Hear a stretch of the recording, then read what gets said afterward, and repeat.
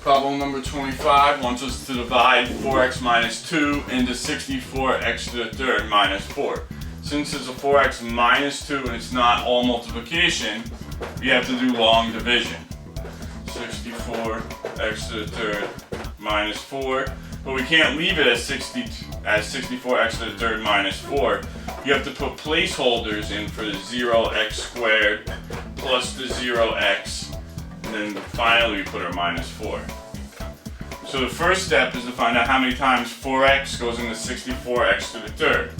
An easy way to do this is you put 64x to the third on top of the fraction and 4x on the bottom of the fraction, and we just simplify. 4 goes into 64 16 times. X to the third over x simplifies down to x squared. So we're going to put 16x squared on top. Now we're just going to multiply. 16x squared times 4x gives us our 64x to the third.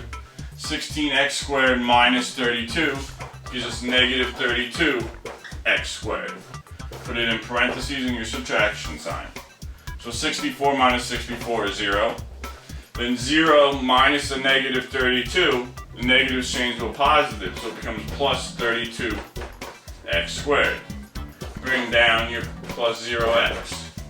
So how many times does 4x go into 32x squared? 32x squared goes on top of the fraction. 4x goes on the bottom. So 4 goes into 32 8 times, and x squared over x simplifies down to 8x. So then we're just going to put plus 8x. 8x times 4x gives us 32x squared. And 8x times negative 2 gives us negative 16x.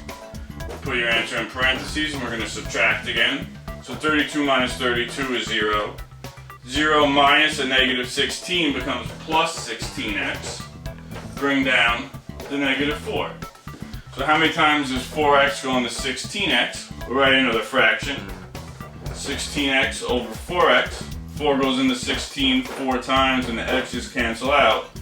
So we're just left with plus 4. So 4 times 4x, 16x. 4 times negative 2 gives us negative 8. Put your answer in parentheses. 16 minus 16 is 0.